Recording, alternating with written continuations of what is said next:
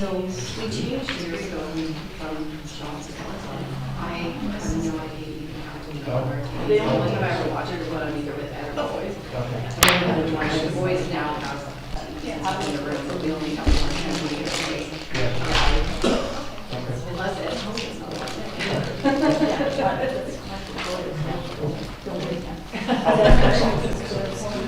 I know,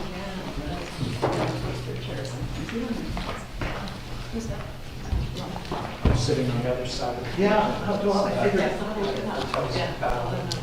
well, I can see better. Okay, good. In case something comes up. Sitting in the corner is good for listening. Yeah. Oh, did you grab your Oh, hair? good, good. Yeah, I Good. don't understand the question. Oh. Interesting. I like to do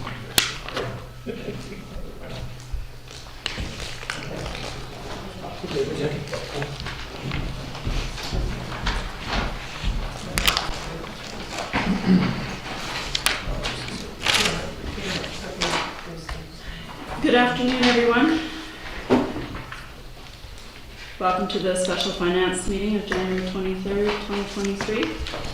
I want to acknowledge that we are on the traditional territory of the Coast Salish people, including our near neighbors, the Shianu First Nation and the Sauk First Nation.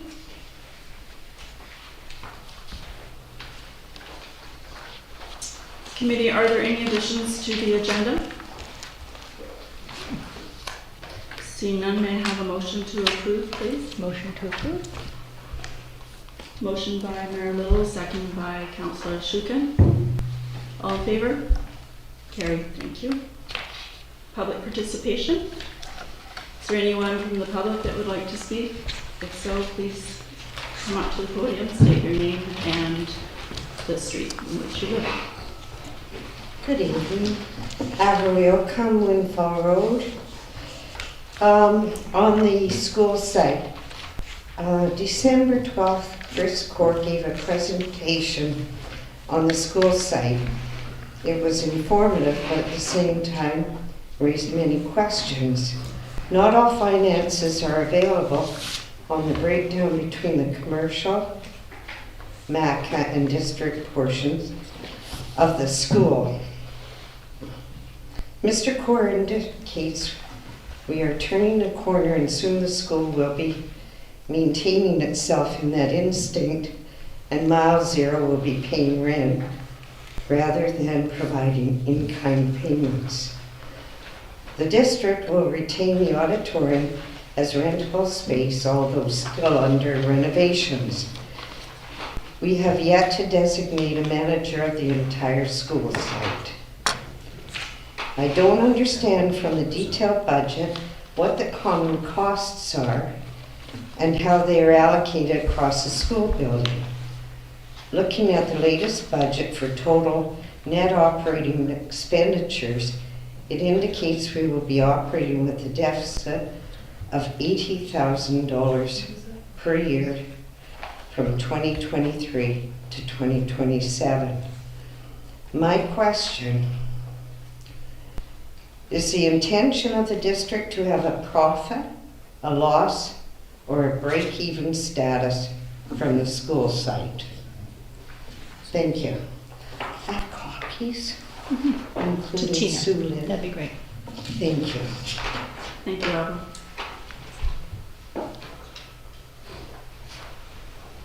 Anybody else like to speak?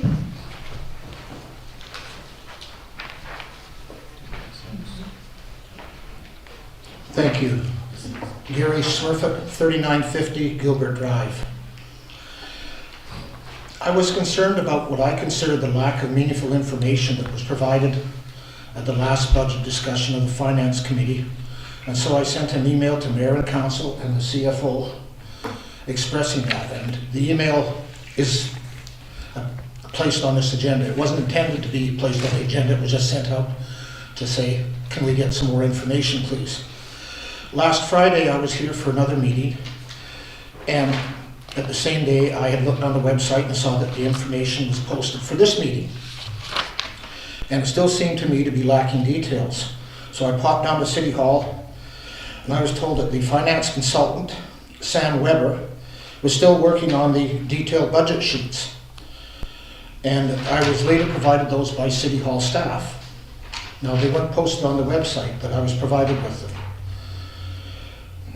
It seems to me that council, in looking at tonight's agenda, or committee, and the last one, is being asked to provide direction to staff on the budget without really a complete picture of where our finances are at and where they're going.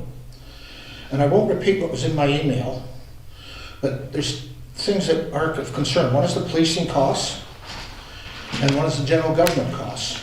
Well, the general government, I just use that as an example of one department, but on policing, we have a expectation of $600,000. So I looked at the provincial government policing costs, and the average for municipalities between 5,000 and 15,000, which is where we fit, was about $220 per capita per year. That brings us in at $1.1 million. And not the 600,000 we're looking at. So that's just one example of my concern, that how can we look at these extras that we're being asked to fund, additional staff, the one-timers that we always get every year at this time thrown at you. We don't know exact data of what's going on. We don't know exactly what we're going to be charged by the province for the RCMP. We don't know what's going to be coming at us from Colwood, Langford, and View Oil for our share of the building rental. Okay, and that's one thing. We don't know about the new fire hall as well. That's a capital item. But in the short minute and a half left, I hope, I'll just hit on one section that I did today. I spent 30 minutes going through the general government section and asking questions and wrote down notes here. I have 3 pages of notes, but I'm only going to highlight a few of the sections. I asked you to look to your sheet on general government. And if you look down at 2750 account, that's the Treaty Advisory Committee. This is under general government at the very beginning of the year. Yeah. Treaty Advisory, $4,500 budget. We spent zero. Next year a budget of $4,500 and continue. That's been in there for a couple of years. Not a cent's been spent. Why are we being taxed for that? Look down at casual wages. We had zero budget, and it came in at $28,000 this year, and a budget of $6,500 for next year. What's happening there? Severance pay. We had a budget of $7,000. We spent zero, but we're looking at another budget for next year and continuing on $7,000. Just continuing on with the line item, which causes taxes to go up, but nothing being spent. I'll jump to the big ones. Contracted services, that's 2701. The budget was $55,000, we spent $63,000. I'd ask you, on what? And then a budget of $55,000 again in 2023. On what? Because I'm aware we contracted to Freedom of Information. We brought in extra staff for that, and we spent $25,000 on that roughly, and looking for another $30,000 in 2023. These contracted services, that's a lot of money. And then below that, on 2702, 2122, my account numbers are wrong here, but there's resources for staff. I asked, what the heck is that? We've got a budget of $90,000. Not a cent was spent in 2022, but yet we the citizens were taxed for $90,000. And there's $90,000 put in for 2023. You know, can someone tell me what resources for staff are that nothing is spent on it? We have business development. The budget for 2022 was $10,000. There was $522 spent. Okay? And the 2023 budget is, take a guess, $10,000. You know, we have interest on performance bonds. Now that's money that we pay because someone has given us money as a performance guarantee. The budget is $2,500 last year. And the budget for next year is $2,500. Guess how much we spent? You can read as good as me, it's $3. Like, why are we paying those taxes? Then, there's the one-timers at the very bottom. One-timers. We've spent 60,000. I think my number's right, there's 60,000. But we're projected to spend 135,000. Well, if we haven't spent it by now, why is that number in there as a projected expenditure? Because what that does, members of this committee and council, is it gives a false picture of what our cost of operating was last year. And when you look at that without having all the details sorted out, you say, oh my God, we're running a deficit of 200,000 last year. We have to raise our taxes. Well, when it all is said and done, come May, you say, geez, we had a surplus of 200,000. And I have to tell you, that's what I've seen as a member of the audience happening here in the past. Okay?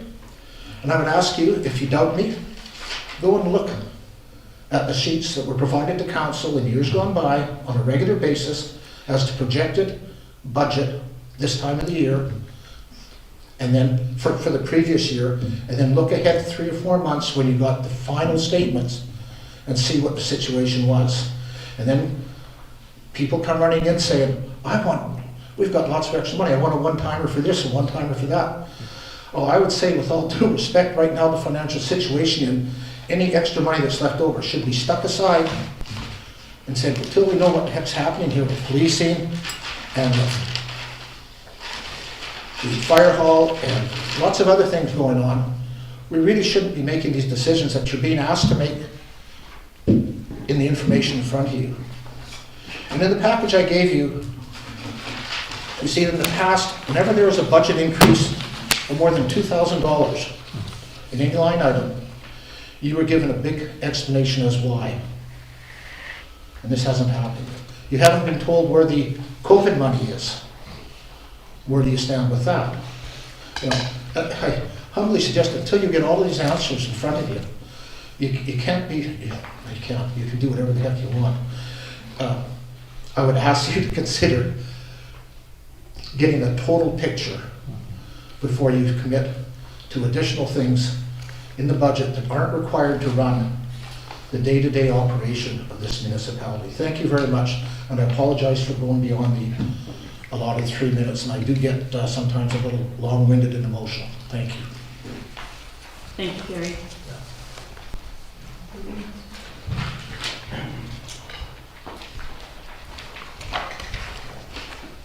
Mike Hornick, 5600 Rocky Point Road. I just want to talk to the roads budget and just give my spin on as a civil contractor and what the increases we're seeing in the industry are, and just take that into account when you're looking at the budgets for that. What we're looking at as the Island Equipment Owners Association, which I'm a member of, who sort of control pricing on hired equipment, trucks, and so on. We've put in a 14% increase on all hired equipment and trucks this year.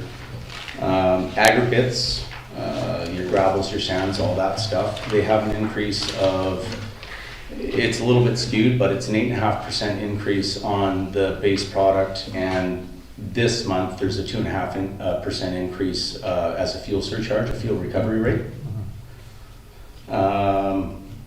Pipe materials, your concrete precast, actually I was just informed the concrete precast, that would be your manholes, catch basins, stuff like that, curbs. They're going up 15%, but as a whole, your pipes, your culverts, stuff like that are a 25 to 35% increase. Tires for trucks and equipment, stuff like that, 30 to 50% increase. Your actual trucks, your not pickups, but heavy trucks that we'll have to replace at some time, 25 to 35% increase on that. The cost of heavy equipment to purchase new, 20 to 30% increase. And the other thing that we should think about is the cost of exporting material for like the ditching and the shouldering and all that stuff. In years gone by, all that material went to a local fill site, which was inexpensive and close by. Right now what's happening is everybody's struggling to put their fill somewhere with their, rapid construction and stuff like that. So those fill sites, there's only a few licensed and legitimate fill sites that are highly regulated, which is good for the environment, but it's, sort of a CVRD area, so it's north of Malhat, and a lot of the stuff goes to Duncan. So understanding the cost of that, there's going to be your average tipping fee of about $55 per box is how they would quantify it, but the cost to move that material that far of a distance means bigger trucks with trailers on it. So to do that, if we were to load those trucks, say roadside, you would need bigger equipment on the roadside to do that, and you'd have a higher rate and a longer standby time. Or if we were to do it with our own machinery and our own trucks, we would need a local place to, say, stockpile it, and then reload it and send it to a fill site. The other thing that's come up in the last year or so, just about every fill site's implemented now, or legitimate fill site, is they require materials testing to guarantee no contaminants are in the material. There's a chance that we do have that, like salt would also be a contaminant, which would be in our ditching material. So there's a couple ways to test that. Would be they would test it in the ditch, in situ, what they call, or if we stockpile it somewhere locally, then we could do bulk sampling and then take it to the appropriate facility. But I think the cost of exporting that ditch material and so on, that might be, I would venture a guess about 400 to 500% increase on our costs with that one. So there's, that's sort of what I'm looking at. If I look at the 2022 budget to 2023 budget, we got like a 2.5% overall increase, or maybe a 10.5% increase from year to date to 2023 budget. So, I recognize that maybe not all these line items would be skewed by that, but there's significant increases in all of these items that I just mentioned. Thank you. Could I ask a question to the chair? Sure. I'm sorry, I didn't get your name. Mike Horner? Mike Horner. Yeah. Thank you, Mr. Horner. Can you give us, the committee, I don't have the expertise in roads, but if you could give us some information. The increases that we're seeing, is this due to, or probably a combination, the supply chain, cost of labor, cost of supplies? What is driving this? All of it. It's the same thing as our groceries. Groceries are way up. It's the same sort of thing. I think there's labor shortages, there's supply chain issues.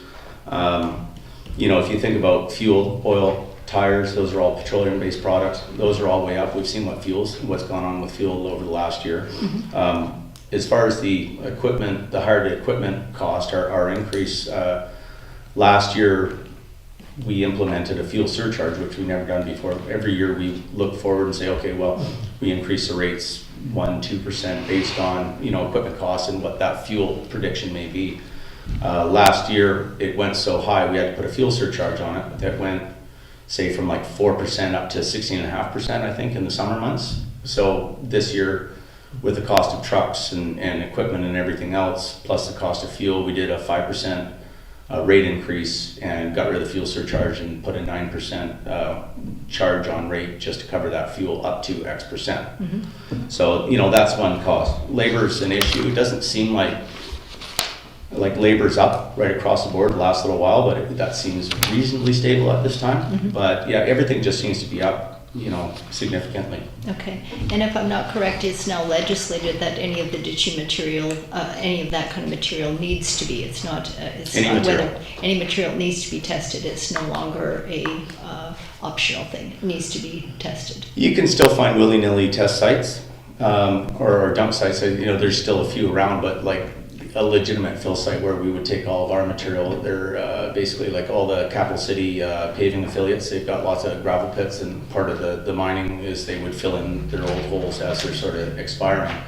None of these people take any material without testing results, so, and like I say, ditching materials probably may or may not be a problem, but I think the solution to that would be, and nobody really wants to hear it, but finding a suitable site in Machosen that we could regulate and manage our own materials, something like that. Of course, that's probably the most logical way to do it, but Otherwise, it's going to be a big budget required for it, I think. Okay, thank you. Thanks. Thank you. Jay? Question on this. Do we have a sense of how much ditching material we produce in an average year? Probably don't have that on the tip of your tongue, but yeah, sorry, through you, Councillor Thompson. So everything Mike's mentioned is correct. It's something that Public Works crew has been dealing with, struggling with, I should say that, for the past 2022. So you will note that there's hardly any ditching done because of this conundrum that the crew has been facing. I cannot tell you how much it is, obviously, I don't have that information. But what we're working with right now is knowing fully aware that the testing requirement has been in place, and now, and like Mike said, unless you find somebody who's willing to accept it and test it, which is something that I would recommend, because that will put the district at risk if there's any, if we're caught find that there is we've done contaminated material on property, even though the operator accepted it, we're not doing our due diligence by not testing and just dumping it. So the scenario that we're working with is using the $100,000 of budget from the past and then working backwards to see how much will that give us, because there's still a lot of costs that still has to be determined. You know, that all those trucks, additional trucks, and the additional pump has to go across the Malahat, the testing fees, all this stuff. So we're essentially making the money fit, making our needs fit our money, so not the other way around. So not saying that we need to ditch whatever tons, we'll put the budget, but we're saying, here's the budget that we have, how much can we ditch? So you're working backwards. Gotcha. Okay. Thanks. Thanks for the insights. Anyone else like to speak? Okay. All right, so let's move on to reports. So we have the staff report for the draft 2023-2027 5-year financial plan. And there's an overview, so we'll start the committee discussion. We also have an opportunity for the public to be able to speak as well.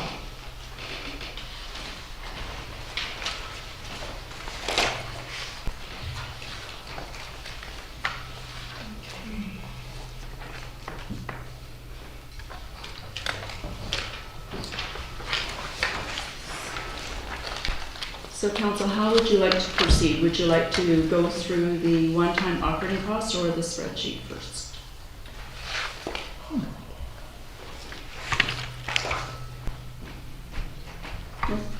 Yes. Just want to mention that this report was presented at the last meeting with no direction from the committee. So it would really be really helpful if you go through the items on the report and then just, or if there's any items that this committee feels that should be added that isn't on the report. So I'll just give a better direction to start the process on, and then we can go away, I can go away and update all the sheets as necessary for our next discussion. So at this point, it's just this information has been presented. I do not have any feedback from the committee, whether there's any items you want to add, any items you want to remove. So I think that's probably the best approach going forward. Can I ask a question? Yes.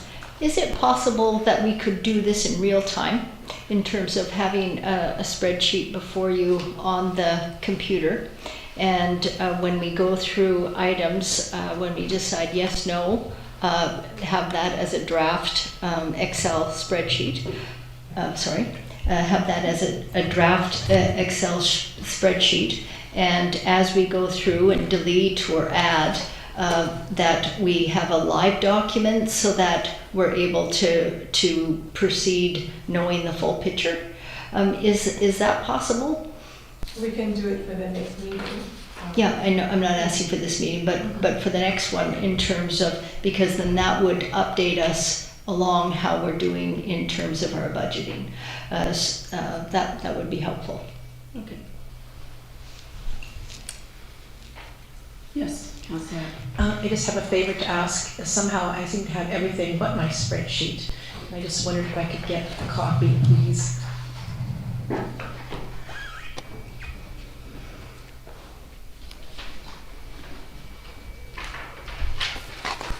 Thank you. You're welcome.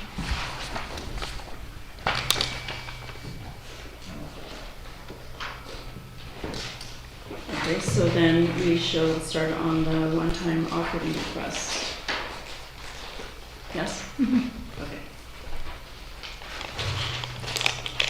So the first one on there is for the building department, and the description, review and update building fees bylaw for $15,000. The current building permit fees bylaw was last reviewed in 1995. A comprehensive bylaw review will ensure the full cost of building inspection is recovered through user fees. The fees will also include replacement of the building truck. Okay.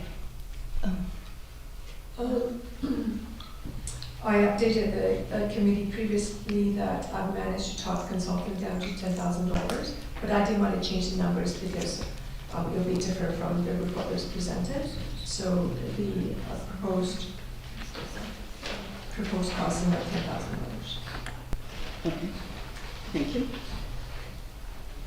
Councillor Donaldson? Yes. Okay, sorry, the fees include replacement of the building truck.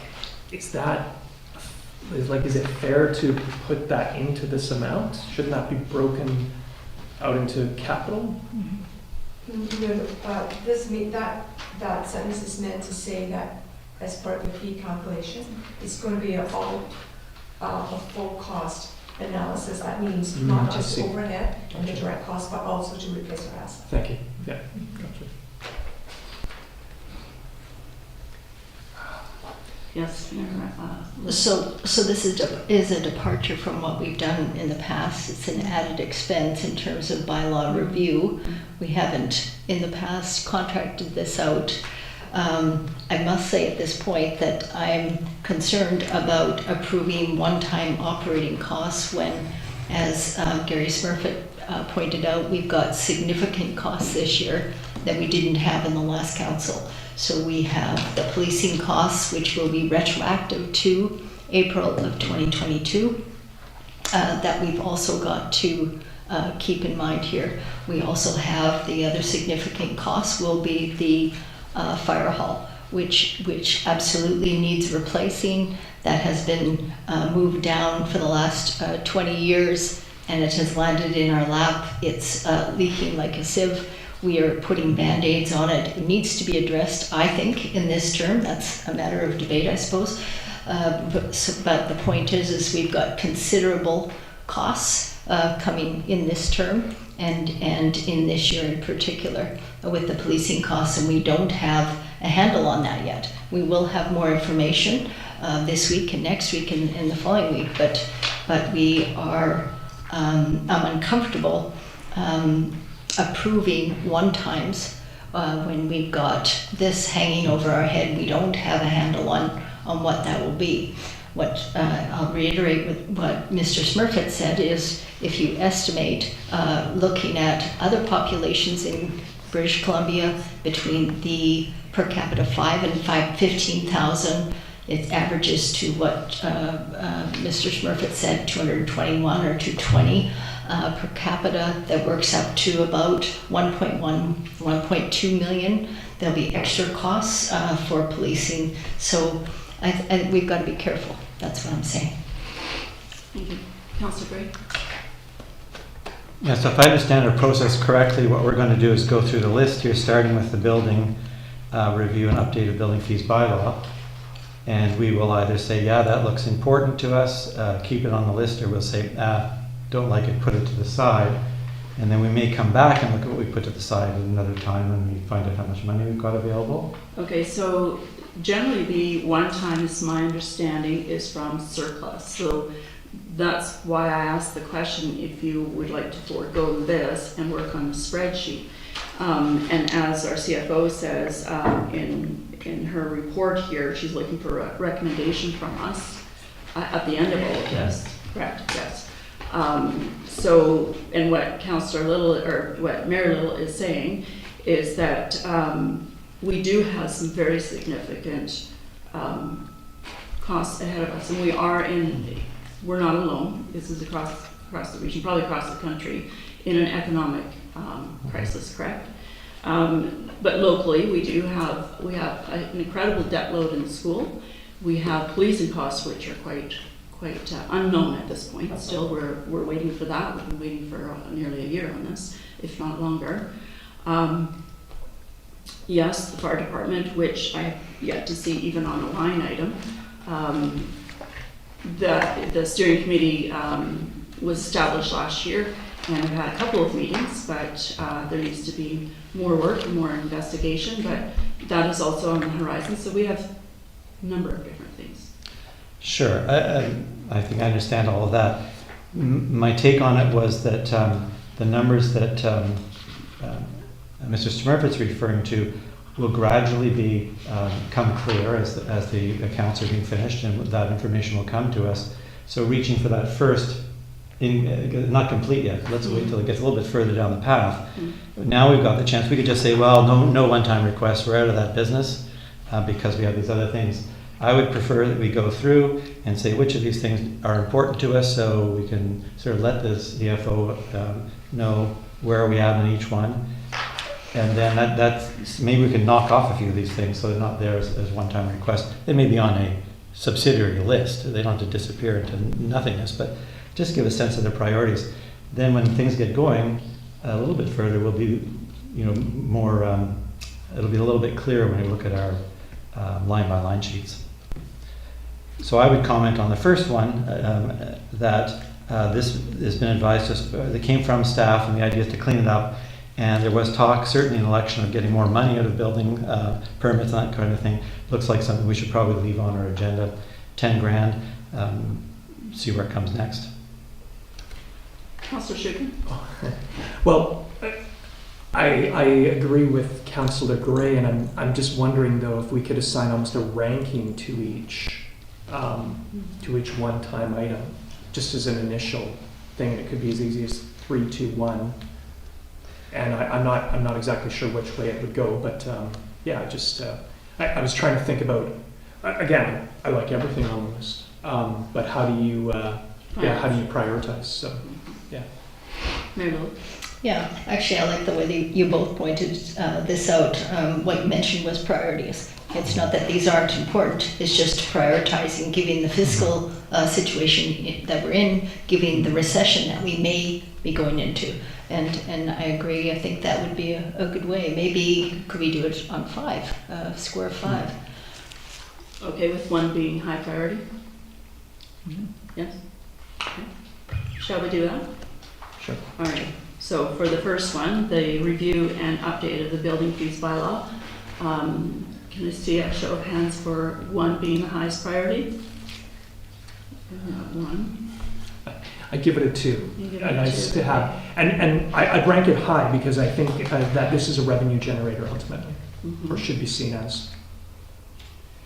Councillor? Yeah, I'd probably give it a 2 as well. Mary-Lou? I'd give it a 4. It's important, but not this year. Okay. And I would agree that it's not as important this year. So we have a tie. We have 2 2s and we have 2 4s.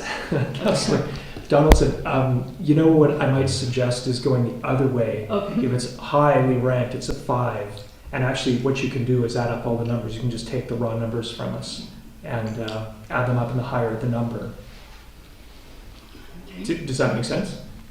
May I suggest that you just, Sure. instead of giving a number, you Okay. just go medium, high, low. And if it's low, it's can still remain on the list, the low list, Yeah. in case it comes back. But if it's high, the next version, you'll see them on the list. But after you see the comprehensive numbers, you may say, oh, okay, well, maybe it's high, but it's not that high now Yeah. because Yeah. you have the whole package. Sure. Okay. Redo it, or you've got it for the first one? Well, I've got, I do have 1 high and 2 lows and 2 mediums. Okay. Okay.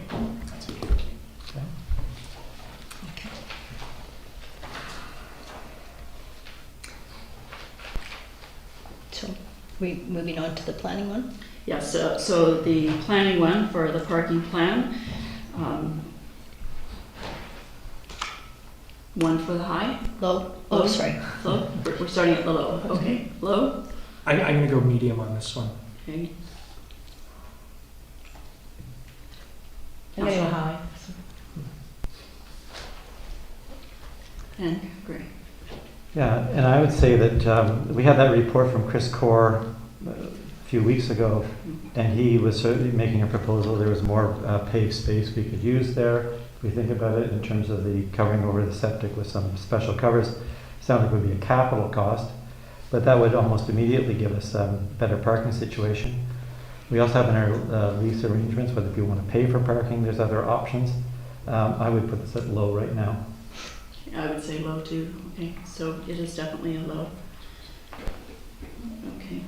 And for, again, in planning, the agricultural plan, in brackets here it's got 2024, so yes, Councillor Adler. Just a question about this one. When Robin Tunnicliffe made a presentation to council last year, she requested, and this was done a couple of times, requested $20,000 for the agricultural plan, suggesting that they would raise the money for the rest of the cost. So I'm just kind of wondering why it's come up at $40,000 now. The full amount was 40,000, Yeah. and yeah, the 20,000. I think they were trying to be really gracious and actually not having to fundraise. I'm not sure what their goals are to fundraise or where they're actually even going to find the time to it. They've not had a meeting since last spring, so I can't even answer that fully. Perhaps Mayor Little would have more information. Yeah, so that was last year, when, right after the agricultural forum, when the recommendations was made from the ministry to move forward on an agricultural plan. We did know that, as the council liaison to the Ag Committee, we did know that the agricultural plan could be taken from other communities, but it would still cost 40 to 50,000. The idea of having a volunteer do that, it just is not feasible. It's a great amount of work. We could, if it is the appetite of the committee, to reduce that to 20,000 and put the onus on the agricultural committee, if that's what you're suggesting, Councillor Abb. Well, that's what they suggested. Yeah, but that was last year. So they're wanting an agricultural plan for this year. Had we said yes last year, then they could have fundraised for this year. So it's not, that would be putting them over by another year. And I can say they actually did try to apply for a grant just before Christmas, but they were turned down based on our proximity to an urban community. Mm-hmm. Okay. Councillor Gray. Yeah, I just wonder if we could consult with the agricultural committee and ask them what the figure would be this year. Mm-hmm. I see this as a priority, but I'm taken back by the numbers. Yeah, I believe that this is a priority. This will open up the opportunity for them to be able to apply for grants to support their work in the community. And not just them, but just, up and coming farmers, small scale, large scale. Are we still all on board though to defer until 2024, even if it is dropped to 20,000? No, I wouldn't be on board with that. Okay. No. So if it's 20,000, we might proceed with it. Yeah, this I year. would think so, because what the situation again is that the agricultural committee cannot apply. We as a district cannot apply for any OPMs or other people's money in terms of provincial government money for agriculture, and it's big right now, especially with the floods, the heat domes. There's a huge emphasis on food security and seed security. So there are many grants available. We cannot apply for them without an agricultural plan. It's a bit of like a catch-22. I see you looking like this is, it is a circle. And so, unfortunately, sometimes we have to spend money to get money.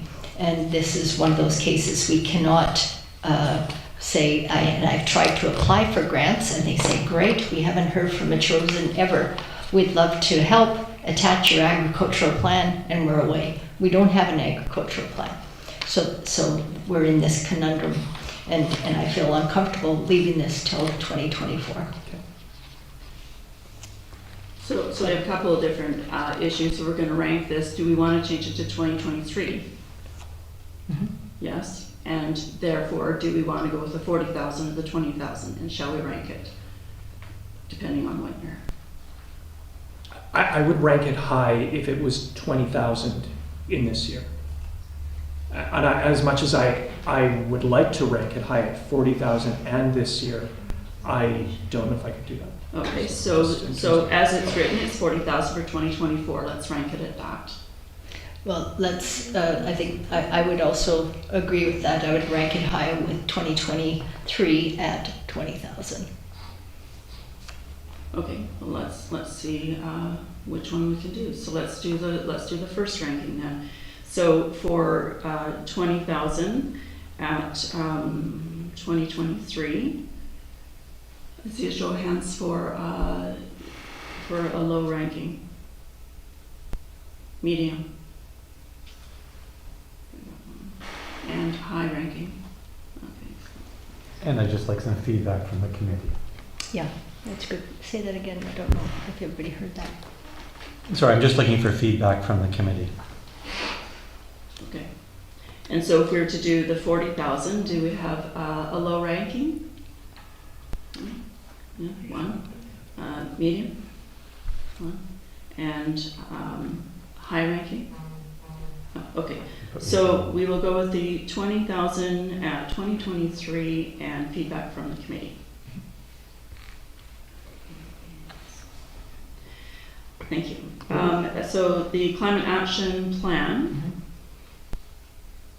that is before you, we discussed this at a council meeting as well. This is, as Councillor Gray could probably correct me if I'm wrong, is in addition to the 10,000 we've already spent for PINA. Right? Okay. A low ranking, none, medium, one, and high ranking, yeah, high ranking. Through the chair, could I ask Councillor Gray to give our consensus on that, why this is important and where we are at in the climate action plan? Sure, and I think certainly, and it'll be coming up later on in council meeting. We received, we went back to the consultant after this council had talked about including adaptation measures in addition to greenhouse gas emission measures in our climate plan. And the consultant returned, our planner spoke with the consultant and laid things out and came back with a carry-on, just a greenhouse gas emission plan, or a plan that included basically a book exercise going through various other reports and the CRD reports and all of that without any public participation. They could do the job for a medium price, and then a higher price they would look at all of what I described, plus a public meeting with council to go through the adaptation measures. And it was the view of the group here when we met as Environment Committee that it was worthwhile to have the public input, public process for the purposes of being a more targeted plan, but also one that allowed some community involvement and community buy-in. And so that was the recommendation we made to council, and we'll see it later tonight. Thank you. Thank you. Okay, another one under planning for the shoreline protection plan, also discussed at a council meeting. Yes, Councillor Gray. If I could just speak to that. So at the Environment Committee, this came, or was it a previous finance meeting? I'm not sure. At any rate, the request was made that I speak to Gary Fletcher and also to neighboring districts, municipalities. So I've reached out to Gary, and we have a meeting coming this week. And also I've reached out to Councillor Colwood, who I'll meet later this week, and I can report back on that.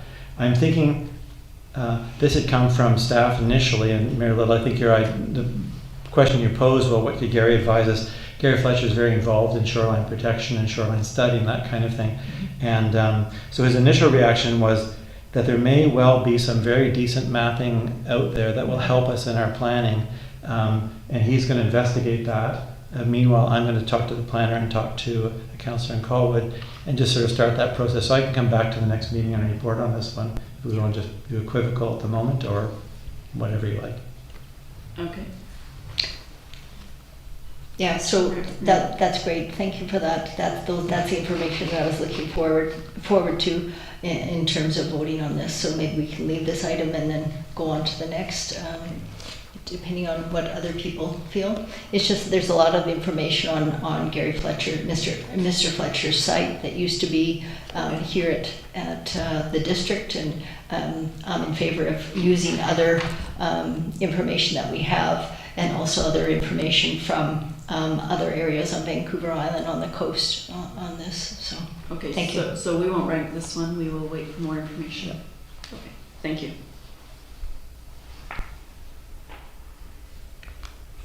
And so on to engineering subdivision servicing bylaw update. Through the chair. Yes. So just a couple good news updates, if you will.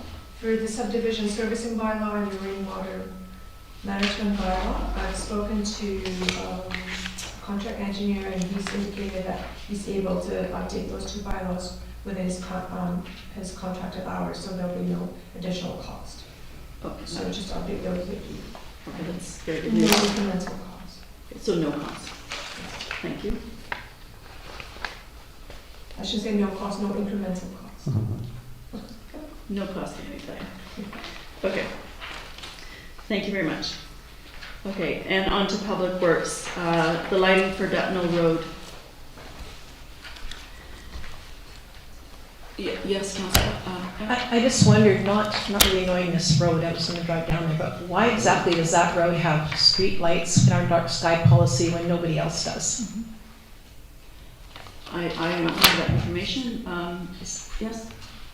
My understanding that it was part of, used to be part of Colwood when it was somehow we acquired it back in, I'm not sure, 80s. And that, so it came with Colwood standards. It has curbs and gutter and overhead lighting. So, anybody hears anything? Oh, go ahead. Can you come to the mic so that the recording records your...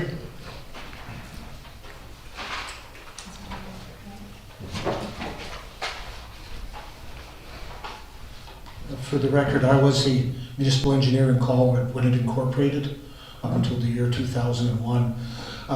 What the CFO said is basically what the situation was. Prior to the incorporation of Colwood, there was a Colwood Fire Protection District, and as part of that, they paid for street lighting within their budgetary function. Machosen incorporated, and when Machosen incorporated, it took in the Albert Head area, which included the Dutnell Street, which was built to a different standard, for whatever reason, I don't know, than the rest of the communities. Colwood didn't have much in the way of underground street lighting, but that street did have ornamental street lighting. It also has, I believe, curb and gutter in it as well. So when we incorporated here, that was turned over to us as a responsibility, as well as the hydro pole mounted streetlights are our responsibility. That's the situation. Just a comment. What I heard from one of the residents was that it was a part of the subdivision approval process in terms of the lighting was guaranteed and that they have to carry that forward, whether it's Colwood or Machosen. Is that the case? Well, the lighting was constructed, and then, I was also approving officer for subdivision. What happens is the developer walks away. They've built it to the standard. It's accepted by the community. So the street lighting was accepted by the Colwood Fire Department, and it then became their street lighting to maintain and continue up. And now it's District Machosen street lighting to maintain and continue up. Or the district could decide for some reason, if it wanted to, that it's going to abandon it completely. I don't think personally that's a very good idea, but it's your street lighting. All right. Thank you. Thank you. Okay. So let's rank the. Yes. Sorry, I'm Yes. with Councillor App. I'm unfamiliar with this road, and if it is not a safety matter, or if it is a safety matter, that would swing my vote or my ranking one way or the other. So, any input? And the other companion question is, do we have to maintain the lights there? So, If I might add again, shouting loud, it's also the road that leads to the DND Albert Head base. okay. And as you know, they're a significant provider of grants in lieu of taxes. Mhm. So if you were to deny them the street lighting, That one's not, it, that no goes up. Dutton goes, No, that no goes up. oh, I'm sorry, you're right. Albert Head is Yeah, up into. The back house, the emergency exit from DND is Dutton. There is an access there on the end. Yeah. On the very top. The very top, yeah, so Okay. It's not that steep. if Albert Head Road was closed, they could come out on Dutton. Yes. The question would be, if I may, Chair, is whether or not there's, You can come to the mic, please, Carol. the question would be whether or not there's any contractual obligations to maintain the light. There would be something I would have your staff ask to see if there are any, and if there's not, then you can look at the option of having them removed. But it is sort of a misnomer. It's like the only subdivision in Machosen that has streetlights and curb and gutters. It's kind of that missing piece that has always been there. But again, I would question whether or not it's contractual, and if it's not, it's up to you to get rid of it. Councillor, Yeah, I think that's a really good point, because just because I had somebody the other day asking me about street lights, and I thought if these have to be actually replaced, and we are putting money into replacing street lights, and then saying to somebody else, oh no, we're only doing street lights for these people, but you can't have any. I don't know, I definitely put it on our priority. so I have a question to staff. Is it the street lights, or is the light bulb, or the whole thing? The whole thing. Okay, Yeah. all right. So through the chair, I just want to ask a question. Do you know that? Do you know if we're under contract regarding what I was referring to, the subdivision approval? Do we have contractual obligations? I'll have to look into that. Okay.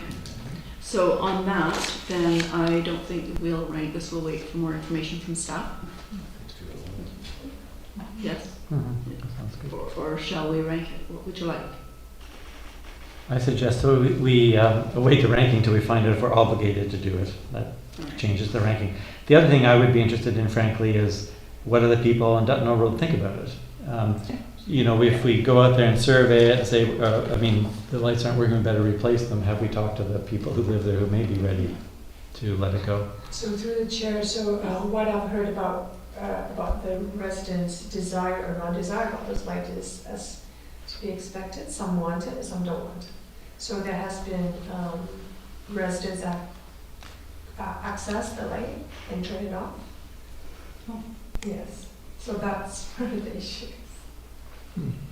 There's a light switch. Probably not. Maybe a BB gun or something. Gun. Okay, so we will put this back to staff. All right, the next one, Public Works replacement truck. High priority?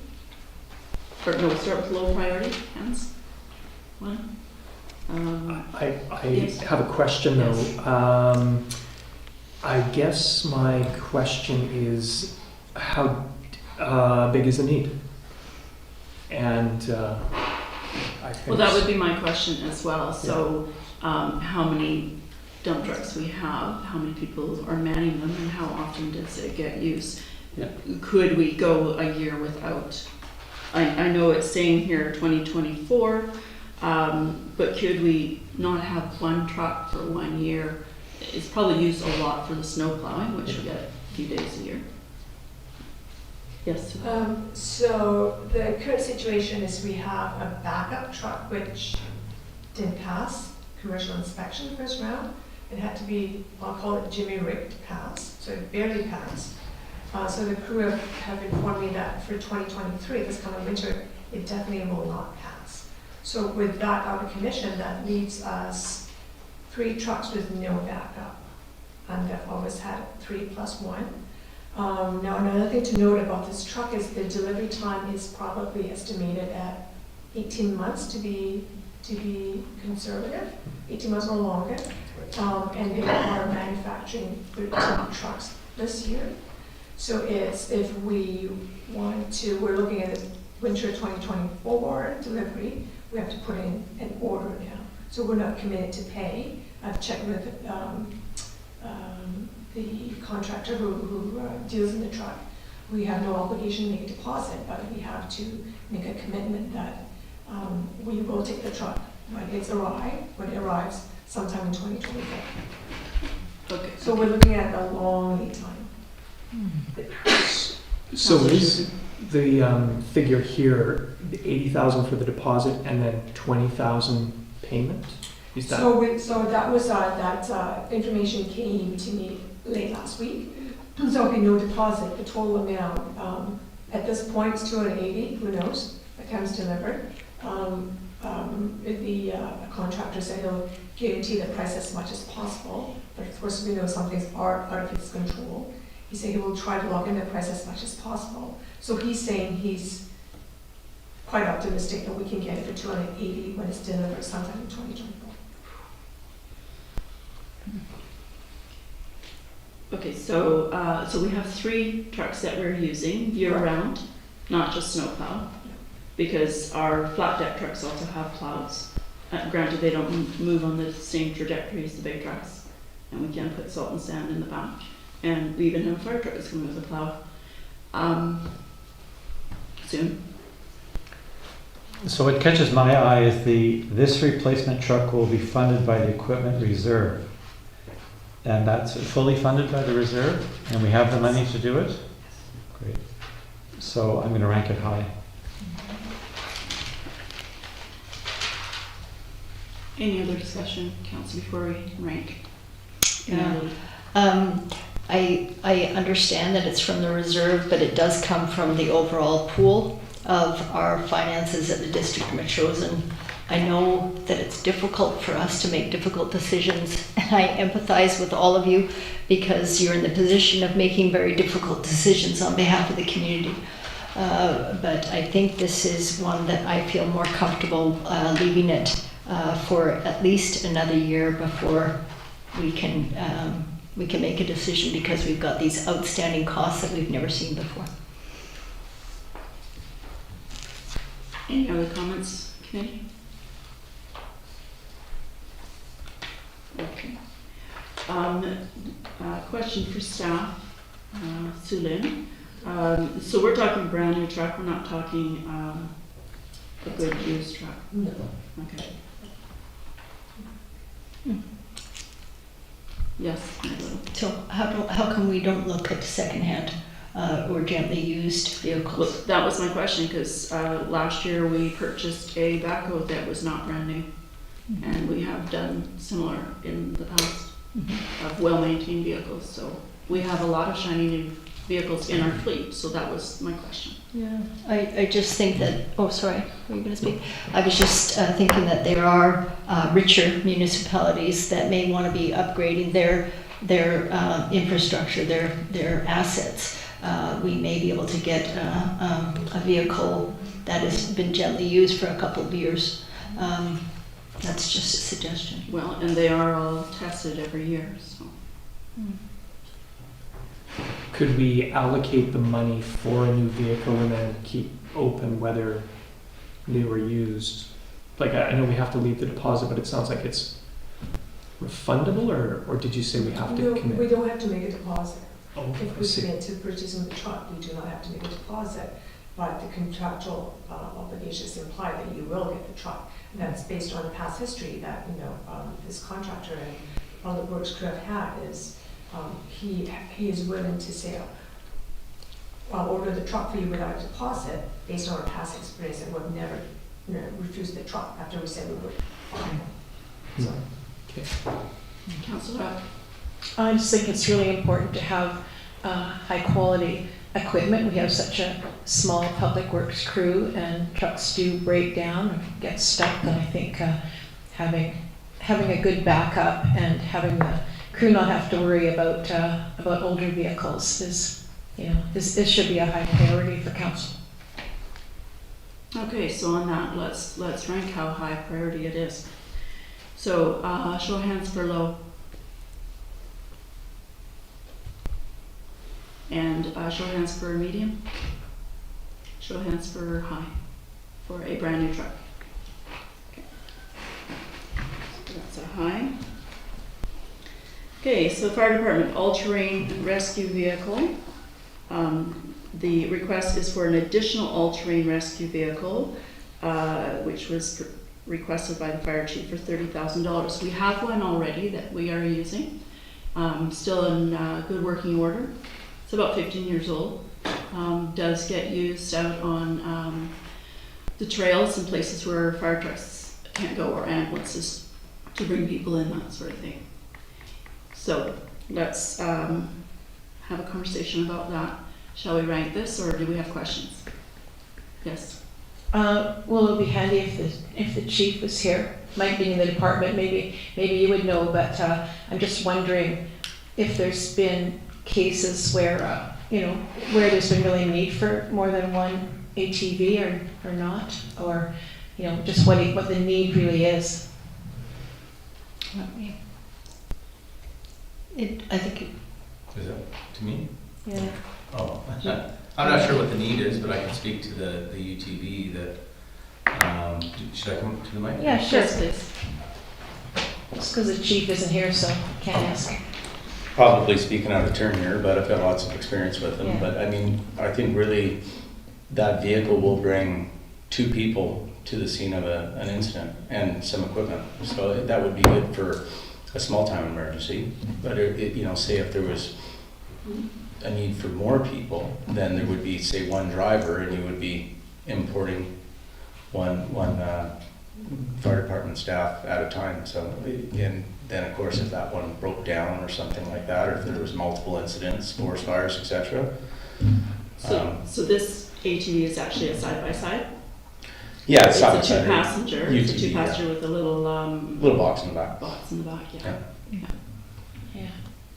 Yeah, I think we've got lots of places where that could come in handy. I don't know, I can't quite speak to the use of it, but I could sort of imagine how that would be handy to have a second one. And 15 years old is I don't know what the mileage would be on that machine, but 15 years old is probably getting fairly reasonably old for that one, so it wouldn't hurt to have a backup.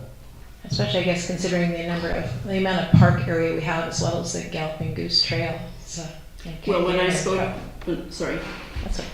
when I spoke with the chief, she was considering the other one being used for fundraising for other agencies. So it still is very operable. I know it doesn't get used like every day or every weekend like a recreationalist would be using it. I know the Victoria Motorcycle Club has the first aid attendants from our first responders from the hall come out every year for the hill climb. With that machine? Yes, with that machine. So it doesn't get used as much as recreationalists, but it certainly has been an asset. And yeah, so let's rank it. Okay, thanks. Thank you. Okay, so hands for low. There's 4. No disrespect to the chief. no. No, it's a request. Yeah. She always says people don't say no, so. Hey, I think it would be great to have an overall, not policy, but guidelines. We also look at gently used vehicles. Correct me if I'm wrong, Councillor Gray, but we're going to be transitioning to more climate-friendly vehicles in the future. So I'm reticent to vote for items that we may need replacing again. I think gently used secondhand would be a good way to at least investigate. Could I Yes. just speak to that one more thing? It's something, Sherry just reminded me of something. In the last year or two, we were doing snow clearing, like project contracts and stuff for commercial yards and everything. And basically, I think nationwide, the insurance companies have written snow clearing out of our insurance policies. Mm-hmm. So most people that we're doing it legitimately aren't doing snow clearing anymore. We did tons of driveways in Machosen for residents, long steep driveways. People were stranded in their houses for days. So we cleared a ton of those driveways out. Most people that are doing it now, I think most people aren't doing it now. There's some people that are probably aren't insured, but that specifically would be another use for that UTV where the fire department could access, more remote houses, longer, steeper driveways and stuff like that. So that's, and in the case of, if we get enough snow, like this year was enough snow to really have a problem with that, and there could be multiple incidences. So that would be another one to speak to with one of those UTVs. They could fit it with a small plow, chains, and be able to access those places. Thanks. I almost thought we did have a little plow for that, but I'm not certain. Okay, so that's a low ranking. Thank you for the background information or addition. The next one, also from the fire department, replace engine 6. There's two different timelines here again, looking in advance. 2024, $50,000, and 2025 for $450,000. For engine 6 is a frontline mini pumper. It's a 2009 model. I found it really interesting, just as an aside before we get too into this, an interesting document, very short here, I'd like to read to you from UBCM. It's called Amendment to Fire Underwriters Policy on Fire Truck Replacement. Whereas the Fire Safety Advisory Council requires that all first-line fire engines should be replaced after 25 years of service, regardless of mileage and condition. And whereas some form of appeal should be available to small municipalities with tight budget constraints to extend the useful life of fire engines beyond 25 years of age, where a minimum number of fire calls are involved and the actual mileage or kilometers recorded is very low. Therefore, it be resolved that the Union of British Columbia Municipalities petition the province to amend the fire underwriters policy to have fire trucks and equipment retired from duty on the basis of, on the number of miles or kilometers they have been driven on their certified fitness rather than on the 25 years basis. The provincial response was that the Ministry of Public Safety and Solicitor General, the provincial government had previously indicated that private insurance industry standards were not within the control of the province of BC. This position has not changed. In 1995, the minister at the time referred the matter to the Fire Safety Advisory Council for its support for a stronger message to the insurance industry to amend municipal rating policies. The council, which existed at that time, considered the matter and endorsed the current insurance industry guidelines on the retirement age of these trucks. This position has not changed. Fire suppression continues to be a local government responsibility, including selection of firefighting apparatus, and the convention decision was endorsed. So just a bit of background information, because we have heard about the underwriters. And then I have more information if anybody's interested on technical refurbishing, or refurbish or not to refurbish, such things. So just a bit of background for the committee. So shall we rank this as yes, a question? I don't know if I have, okay, I think what you're saying now is there's that 25-year requirement in place in terms of insurance. Mm-hmm. So we in a way don't have much of a choice but to replace this one. She said it was. Sorry, am I getting that wrong? Or? 24 years, or 14 years. So the food for thought there is, because we are a really small community, it's just something to think about, the fact that got brought forth. Clearly there was concerns about, always buying trucks, not, trucks that don't get a lot of use. Yeah. Right? Okay. So long as they're the preventative, well, this other document about prevention, maintained on a regular basis. Yeah. These are all factors that we need to consider. Yeah. If a truck sits there and doesn't get used as much in this department, that gets maybe 500 calls a year on average, it doesn't tire out quickly if it's properly maintained and such. Yes, Marilyn. So it sounds like from the UBC resolution, it remained unresolved. We do have to replace after 25 years. This is a 14-year-old vehicle, not a 24-year-old vehicle, right? 2009?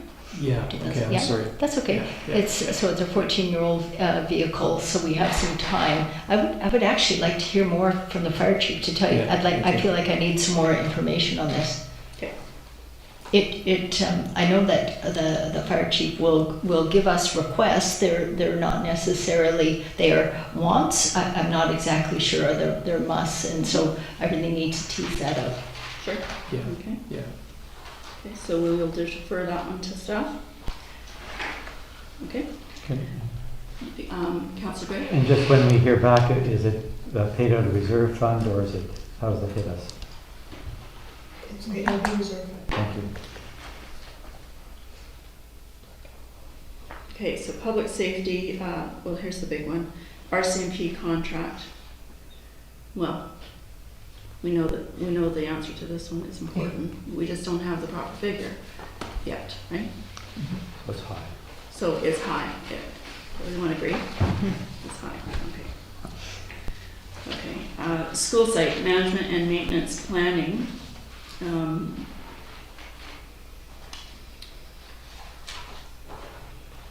Can we just go back to that one? I'm sorry. The police? Yeah. Yes. I actually think that we should, well, we'll know more this week. Yes.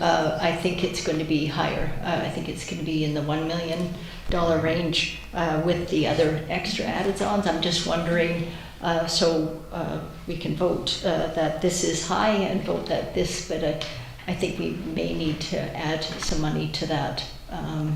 Okay, that so amount. we'll vote high for it to stay on here for the next discussion. Yeah. Great. Okay, so school site.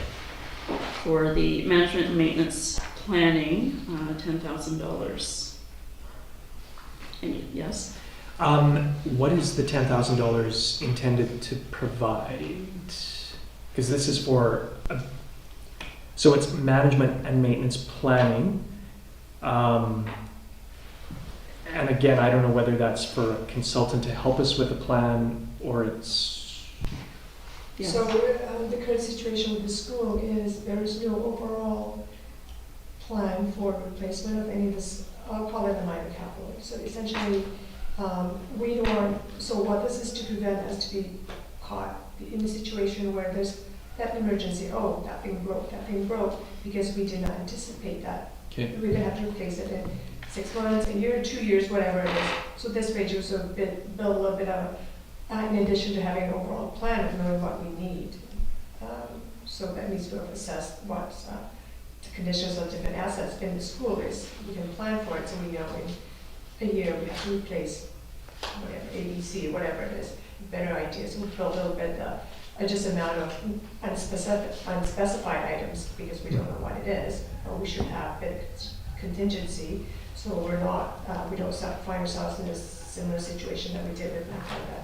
We just went, oh, we didn't have a choice, but we had to replace the Furnaces. Yeah. Okay. Yeah, so as an example, if you were to look at the school site spreadsheet, it's got year-to-date $12,000. And I suspect that that has fluctuated through the last few years as well. Mary Lou. So I'm a bit confused. So this is from minor capital, so that implies that it's a capital expense. So this is an asset. This is like the replacement of a furnace, for instance. This isn't planning. This isn't the person that's going to be doing the planning. This is minor capital asset. Mm-hmm. Okay. Can I ask you a question? Yes. Such as example of what might be coming up. So we've got the furnaces have been replaced. Are you thinking of sewer, or not sewer, but septic? What? I couldn't tell you right now because I don't. No, nobody seems to have a good understanding of the condition of the assets. So there hasn't been an assessment of what condition of the assets. So this is just really saying when we do the assessment and we know, at least we can plan for whatever has to be replaced. As of now, I couldn't tell you because I have no idea what might need to be replaced. Okay, so that you have another question there? That's okay, go ahead. Okay, so I have a question about the last statement. User management and facility booking is proposed to be undertaken by the proposed legislative service assistant. So my question is, why is it in this particular And just to speak about the overall, that the management for the booking is, need to be managed by that position, not that it's going to be included in $10,000. So that person would be overseeing what needs to be done?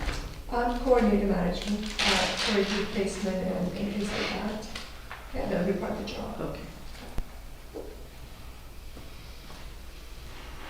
Councillor Gray. And through you, Councillor Donaldson. Yes, of course. The idea here then is that we have $10,000 available to do minor fixes as they arise. And that, I suppose, to Mr. Smirfitt's points earlier, that we'll find out whether 10,000 is the right number after a few years' time. So there'll be some, well, hopefully some cushion here. That number could fall or it could rise once a larger plan's in place, we know what's coming, that kind of thing. Exactly. Great. It seems to me it's a valuable asset to the school, and so we do need to have some money available to do this kind of work ongoing. Some of these costs, I suppose, might be covered under the maintenance agreements with MAC, as there's a kind of a dividing line between things that they handle and things that we handle. But can you just comment with regards to that question, please? So the minor capital, I think the agreement does not cover replacement of assets, because those are our assets. Very good. Okay. Thank you. Thank you. Okay, so let's rank this. Any other questions? Okay, so show of hands for low. Medium. And high. Okay, so it's a high. Okay, school site commercial disposal bins. So schools' market rental spaces are now fully occupied and we need to provide commercial disposal bins for the tenants' use. Discussion. Mayor Lily. Is this in our contract? Is this the responsibility of the district or is this the responsibility of the tenants? Well, this is a question I have as well. So in our contract, it doesn't specify the commercial bins, but I can speak to the current situation arrangement that the tenants have to load the cardboard, whatever, bigger items after dispose of in their vehicle and take care of the disposal themselves. As opposed to, in commercial business spaces, you see where the bins available, they just go and dispose of the material in commercial bins. And do they generate a lot of refuse? I can't speak to that. I don't know, but I know they do generate it. Okay. Well, the reason I was asking, and it sounds a bit backwards what I'm going to suggest, but we already have commercial disposal bins behind the fire hall, and if they don't have a lot, other than kitchen stuff, could they not, maybe once we bring them in and bring it down to somebody, bring it to the bins behind the fire hall? I could ask that question. Mm-hmm. Yes, Marilyn. I was just wondering, are those bins locked? I know that people are having a difficult time trying to find places for their refuse. Well, and I know that people are using our bins, so are they locked? As of last summer, they were not, because I often saw people putting domestic garbage in there, so I'm not sure what the current state So is. they will be locked, yes. Okay. Good. So somebody at the school, if we chose to go that route, would have key. Okay. So we're really only looking at two tenants. We're looking at Instinct, right? Not necessarily. Oh, and because NACA, we've sorry. got- We got whole school Mm-hmm. being used by a variety of different people. I just don't know the volume of garbage that they're needing, or recycle. I don't even know what the recycling program is over in the school. Hopefully they are recycling. Because it doesn't seem like that they're not an industrial site, so you wouldn't think that there'd be a lot of rubbish, but Right. Councillor Gray. Yeah, I guess the question is really how much refuse they've got to manage and what it looks like. It is a commercial site, it's light industrial classification. Perhaps we just find out from them, this is an interesting idea, is it close enough for them to use these other bins or not, and see if there's anything there for it. Just hear back. Okay, any? We want to make it easy to get rid of their garbage, I guess. Yeah. Certainly. What does 5,000 get one these days for rubbish disposal? Is it a big bin that's emptied once a week, or? I can't speak to the frequency of being empty, but that's about the price of getting a bin. So I don't know whether it's small or bigger, but definitely that's the price of it, about $400 a month. Okay, so should we refer this back to staff to explore further?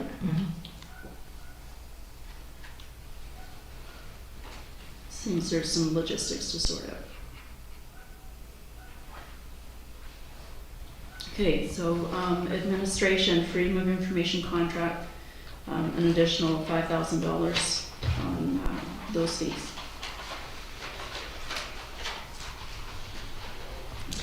Mayor Little? I'm loath to vote high because under the Freedom of Information and Protection Act, we have to provide the information. We need the body to actually do that work. We're in an unfortunate situation in that the demand is high. We are legislated that we have to provide the service, and I'm not sure if we have much choice here. Right. May I ask CFO, how much are we paying at the moment for a contract?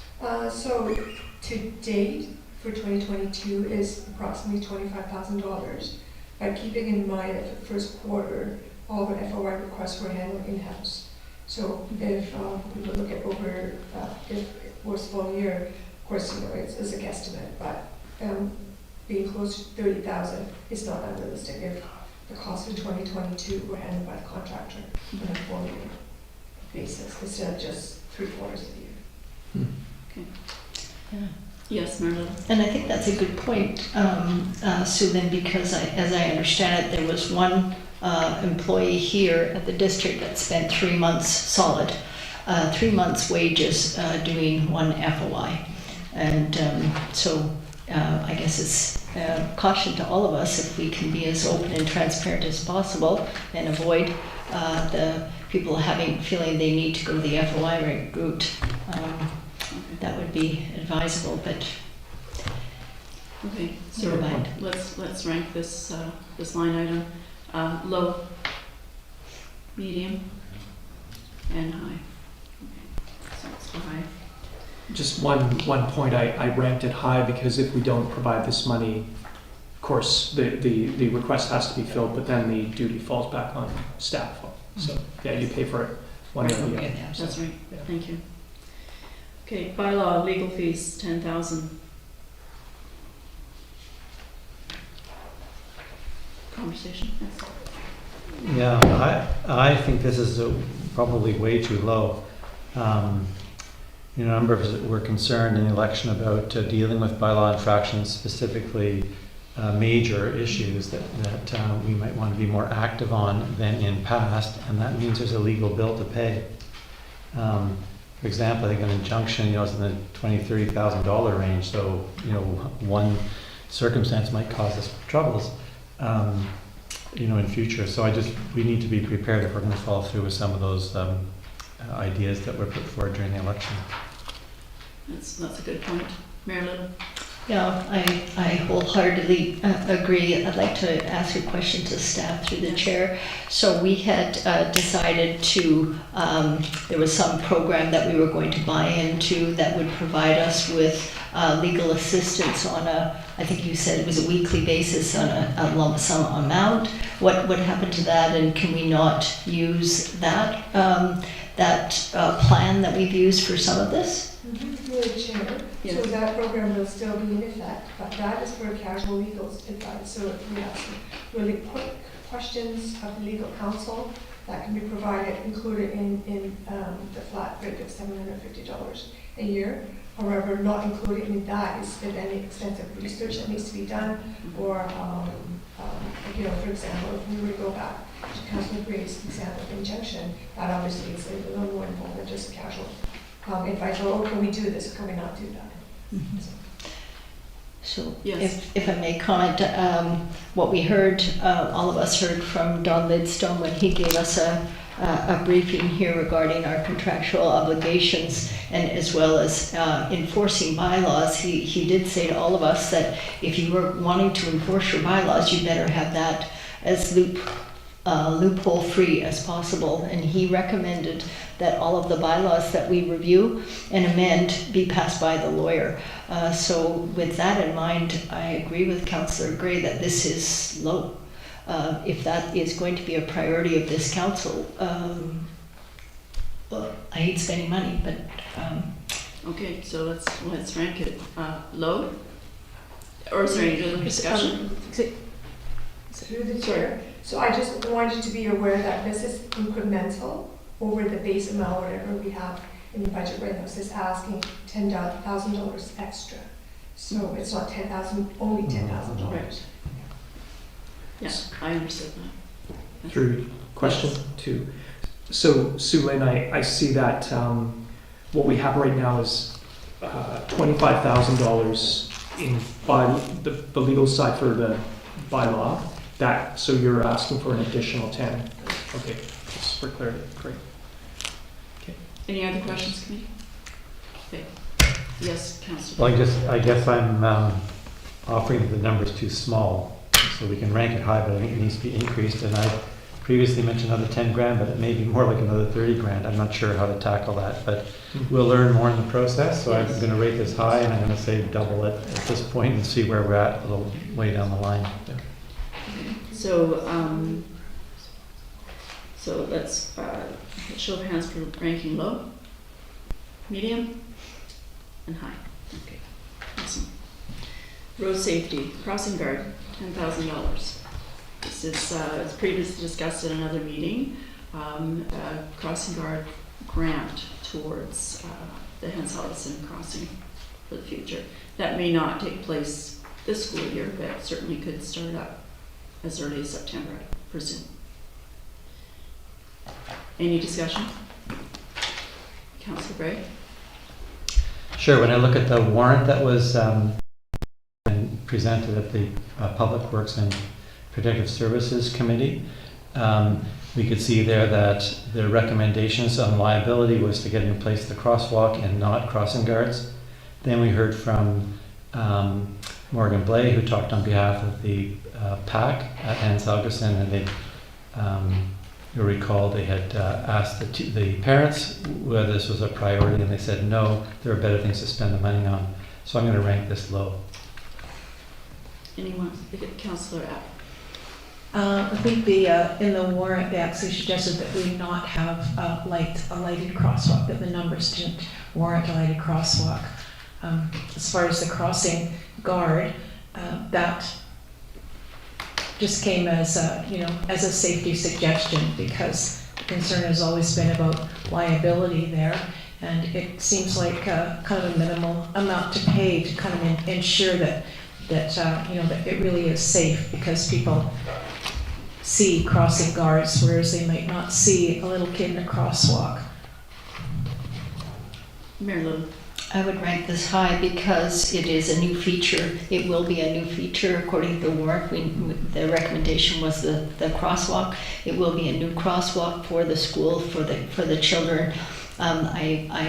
I understand that the parents are taxpayers, but we as the district would bear the liability if something was to happen there at the crosswalk. And there's going to be more parking available across the street on Windover, so there will be more children crossing the crosswalk.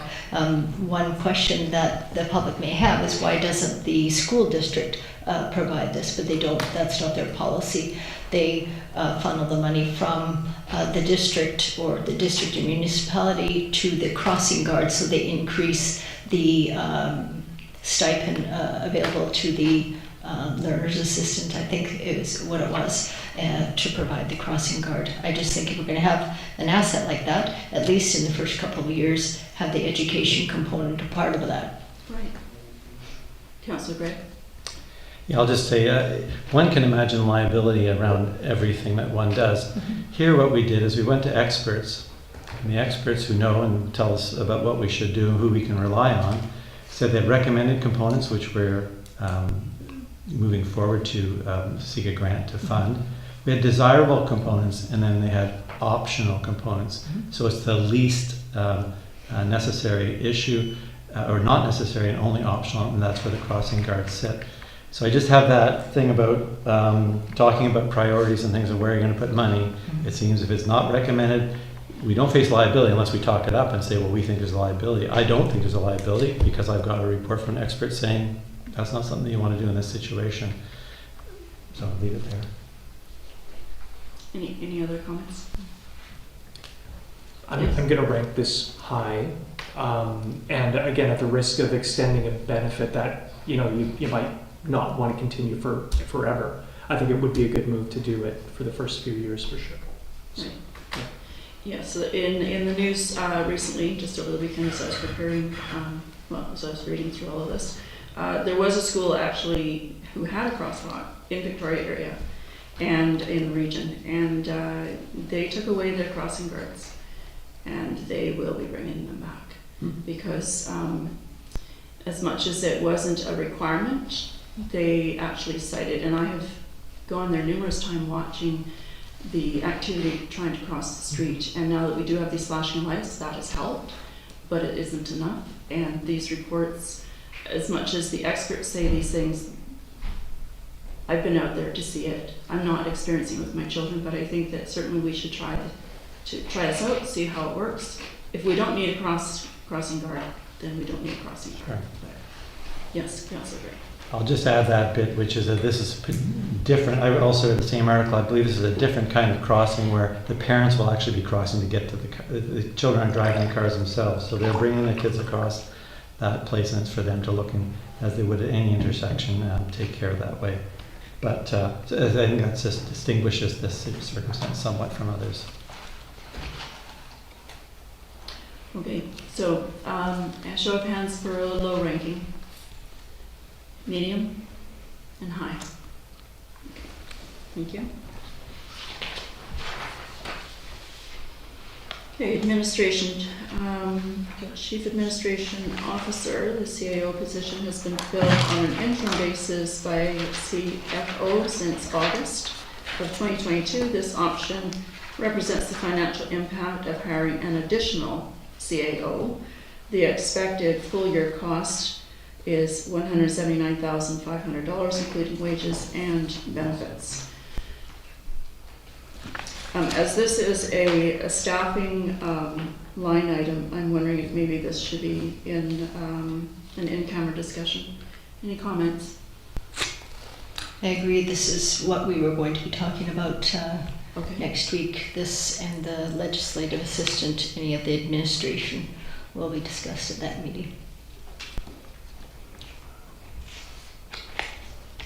Okay, so we will, Can I just Yes. ask for clarity? yes, please. So, through the chair, Yes. Susan, we talk about these positions in an open meeting or in a closed meeting. I'm just not entirely certain. Obviously, it's a question for us to figure out the staffing.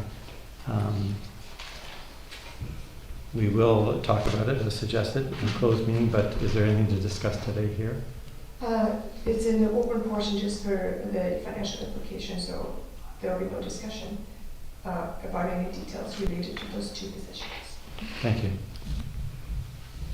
Yeah, so just to, and through the chair, just to be clear, this will be brought forward at an open meeting to be discussed. That's what we've done in the past is discuss staffing issues and staff costs, administrative costs at a closed meeting where we can have that open and full conversation, and then that will be brought forward in a rising report or through the finance chair, the results of that.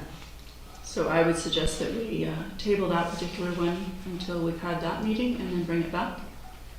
Does that suit the committee? Certainly, does that apply then for the planning and the fire department ones as well? I would actually include all of the staffing related topics. Mhm. Committee, any comments on that? Yes. So that would be the administration, the planning one, Firefighter call out. the firefighter call out, the casual labor, and the administration. So the only one that's left on here would be the emergency program phone system.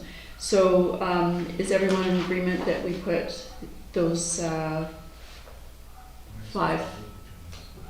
into an in-camera? Okay. Yes? Yeah. I see a show of hands. Everybody agrees? Yes. Thank you. Okay. So that leaves our last one here. Emergency program improvement for phone system. Funding is for a VoIP, which I think is a voice over. Voice over internet for Oh, okay. And is that for, who is this for? Which fire department? department. Oh, fire. Sorry, the emergency program.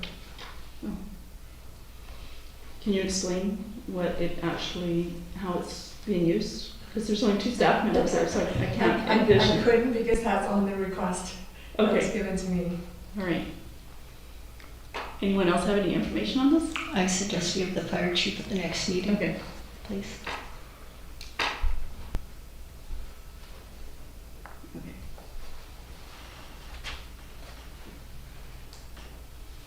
We're still within our time? Okay.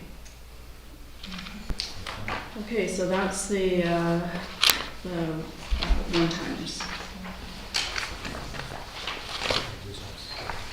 If we can move to the spreadsheet, the first section is the general government.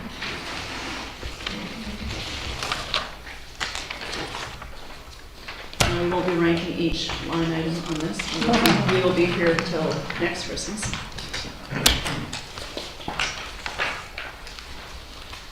However, I'd like to open it up for discussion. Just picking up Mr. Smurfitt's comments earlier, I wonder, well, first of all, 2 things. I wonder if it's best use of our time to go through the actual spreadsheet right now, but I wonder if we could also ask staff to identify those items where there was a significant budget allocation and like less than 10% actually spent. So I forget the one that Gary mentioned.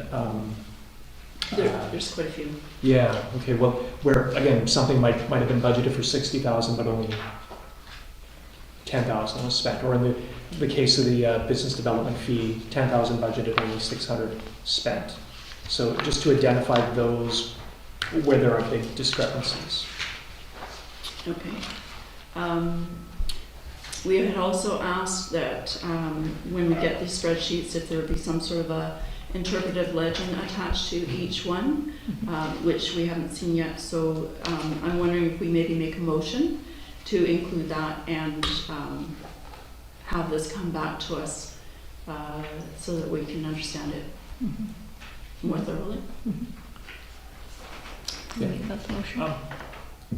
Well, okay, I will make, well, okay, so how should we do this? So I'll make the motion to ask staff to identify those areas where there's a major discrepancy in terms of budget and spending year to date.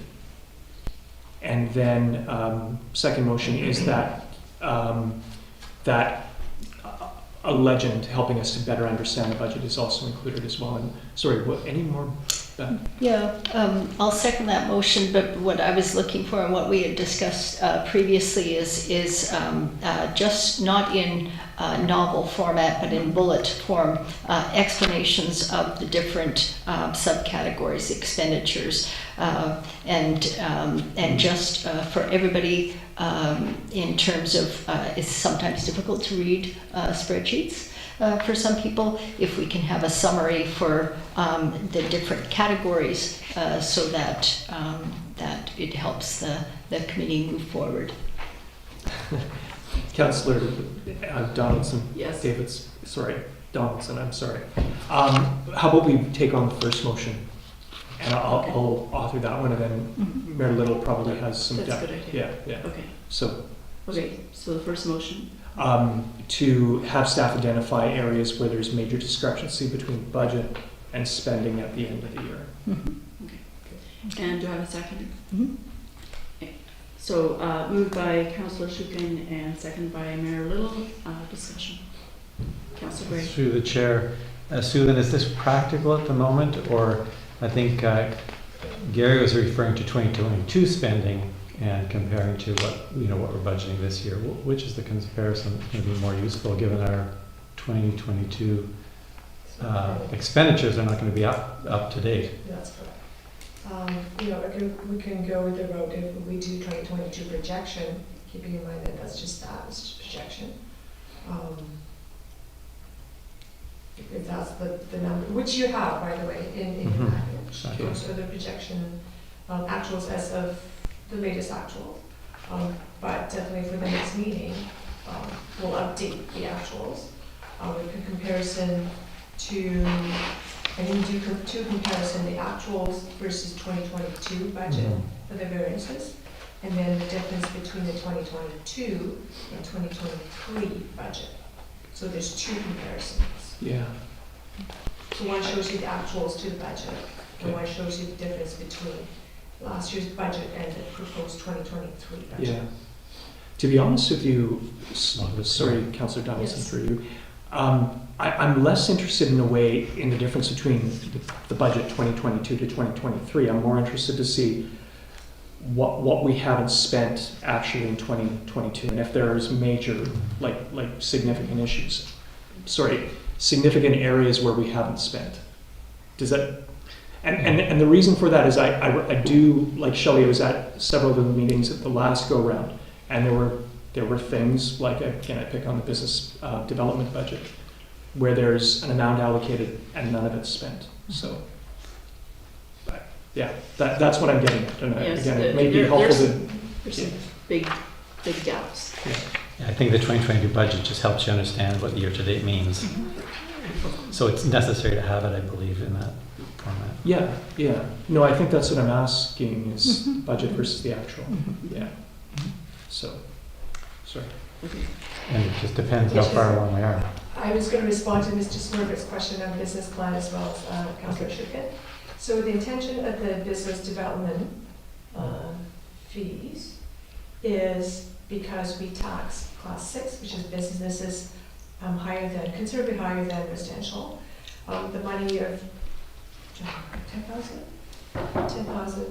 has been set aside with the intention that is all the businesses in our district that will come together and let us know, council, what they would like to do, what improvements they would like to know and sort of to do and how they would spend that money. So it looks like from historically that hasn't been spent in the last 2 years. It's because, well, COVID, that has been nothing that has been communicated from the business owners to council that what kind of improvements or expenses they wish to make and spend out of that fund. So as an example, two projects that I am aware of that money went towards. One was the River Rock artistic work in front of the store. There was money spent on that. Another one was where the bike shelter is in front of the Broken Paddle little mall there. Money was put towards that. And I believe that it might be a different line item. There's some maintenance of that area as well. In speaking with some members of the business community, they're not even aware this money exists. So it's something that maybe as we look at community planning or the core review, that maybe we should chat with the business association. Yes, Councillor Abt. In the last term, Councillor McKinnon, that was kind of his deal. Remember, at least a couple of occasions, we did talk about the business development fund and uses for it. And he tried to get a hold of, sent emails out to various businesses and got next to no replies. So I think that was one of the reasons that it just kind of never got used. There was a suggestion for the electric charging stations was one idea for some of that money. So again, maybe it's something we explore and make a connection with their business community, especially if they're being taxed for it. Okay. So, motion.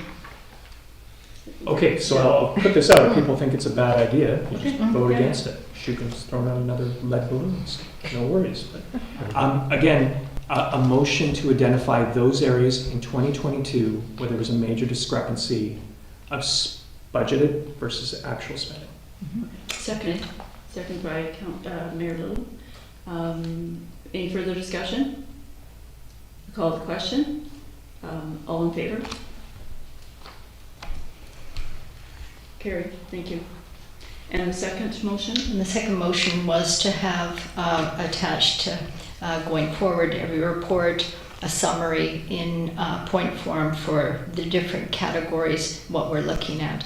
I just have so many questions. It'd be great to have that summary. We talked about this with the CFO before. It just would be really helpful for the committee. Okay. And a second to this motion, please. Seconded by Councillor Shuken. Discussion. Councillor Gray. So are you meaning to say, for example, Mayor Little, that I'm not sure what a good one here would be, a pension expense, this refers to the pensions of the people paid under this budget, or Yeah, just a more fulsome discussion on each category. Some of these, we'd be here until midnight discussing each individual one. Historically, we've gone through this line by line. It would just be really great to have a summary to go along with this. A lot of other municipalities and districts look at the SUC budget, for instance. They have a summary statement. A lot of accountants do provide that, and I think it would be useful for us and for the public. Okay.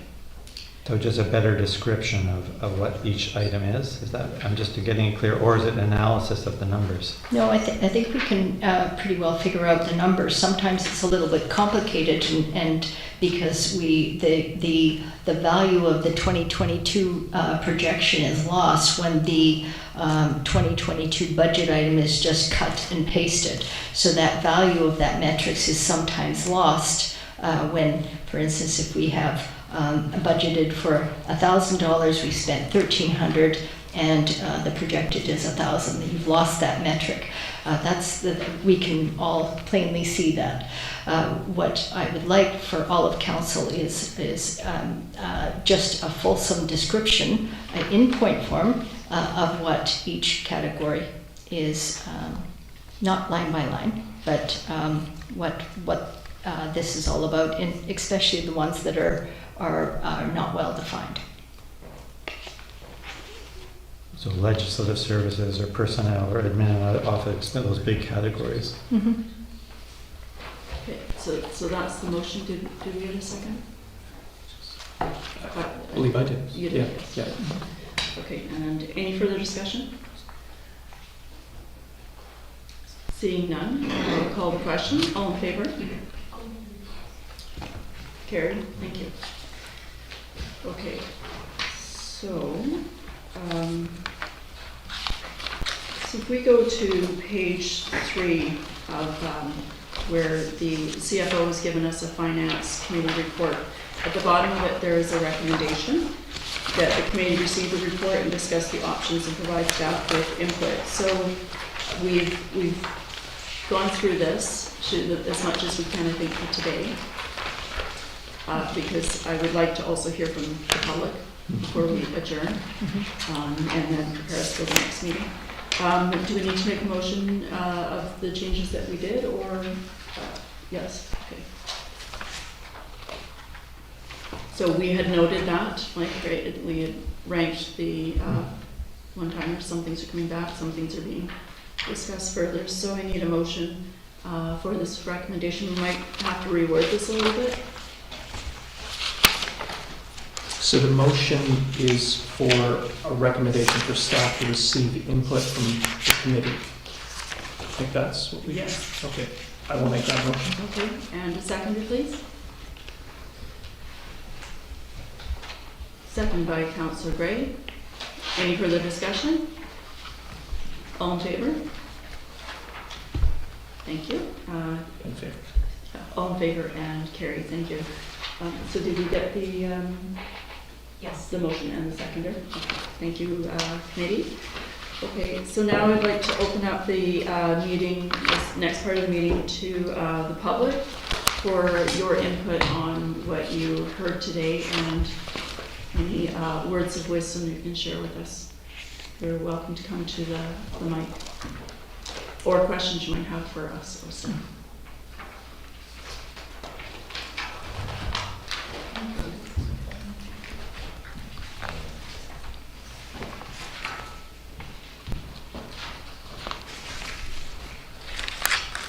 Looking at the time, I'll make this very quick. Another statement that would be useful, I think, in looking at the operating budget would be a report on the status of the BC Safe Restart grants. Oh, yeah. Okay? And for what they were used for in 2022, and the amounts in each one, and a year-ending report. Last year, at the end of 2021, there was an unaudited report prepared, and it was attached to some document that I saw, and it showed that a carryover of $803,000. So it would be nice to know what you did with that $8,000, well, what the previous council did with the $803,000, and how much you have to bring forward in this budget, and discuss a plan of allocating it as well in the budget. Thank you. Thank you. Yes, Marty? I just want to ask Councillor Epp to remember that was the restart grant 1.5 million. If we spent 800, we have 700 left. Do you remember? Sorry, I can't remember the exact amount, it was something like that. Okay, so we'll get that information for the next time. Thank you. Okay. Anyone else have any questions?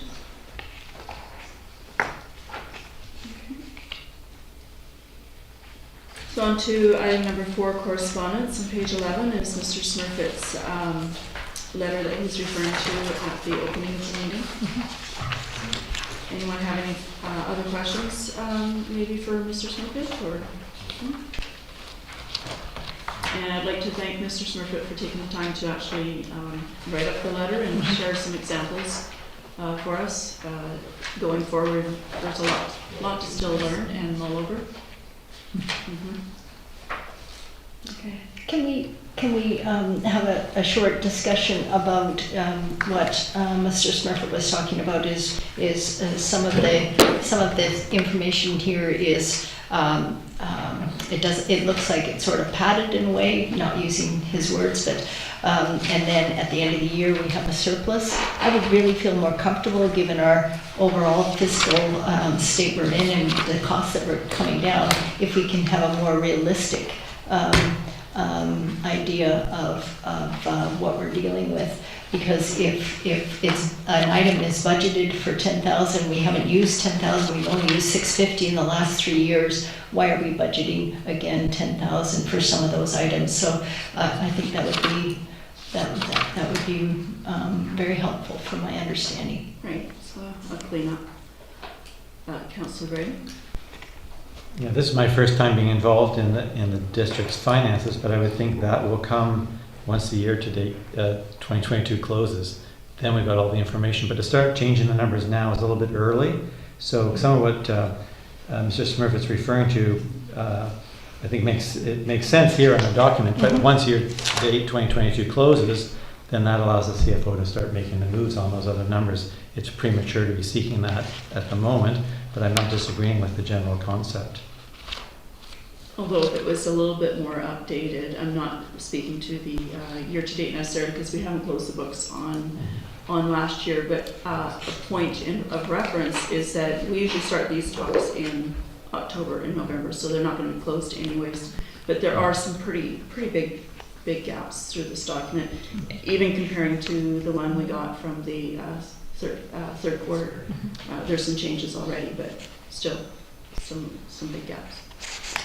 Certainly, and I guess what I mean to say is that the work we did today didn't require all that cleanup. The work we did today stands on its own, and now we'll move to the next stage, as I'm understanding, and gradually get tighter and tighter as we go. So I'm not myself worried or concerned at the moment. I can see how this progresses for us. Right, so the work we did today was the one-timers. We haven't even gotten to the spreadsheet. I think what Mary Lou was speaking about was more, and what Mr. Smirfitt was speaking about as well, was the spreadsheets. Yeah.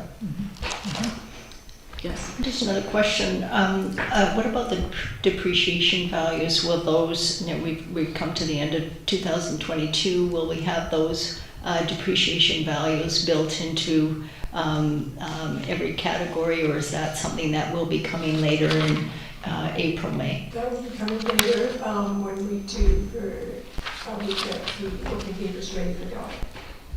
The auditors, the auditors will be on site in the middle of March. So definitely not, those are the work items, entries that are being worked on right now. Isn't that an important feature for council to consider? So what you're saying is that's a fait accompli at that time? So the depreciation will not change. So it's just numbers that we'll have to complete once we complete all the tangible capital asset additions and any disposals that we have. So once we're done to tangible capital asset, the TCA, then we'll have depreciation, and then the next step is actually doing the entries in the accounting system. Okay.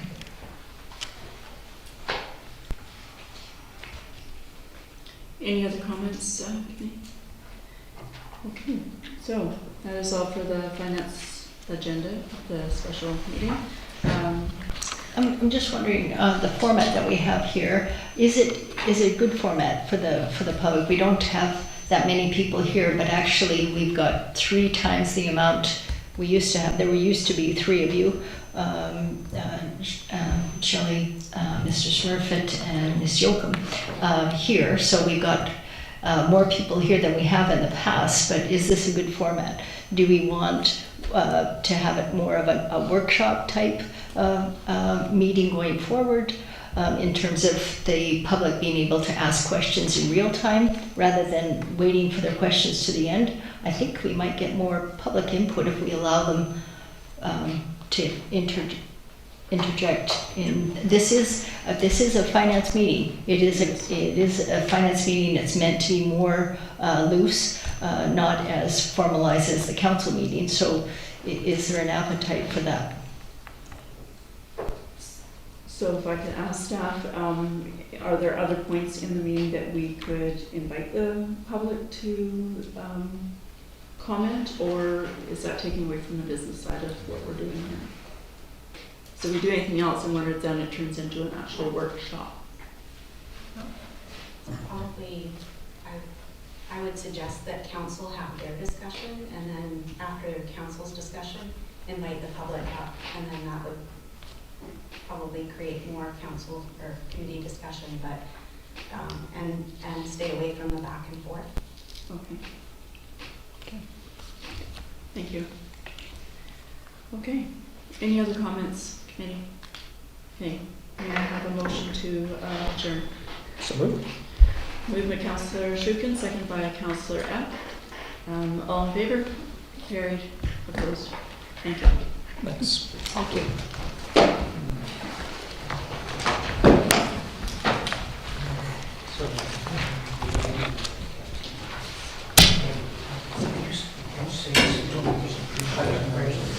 I don't know.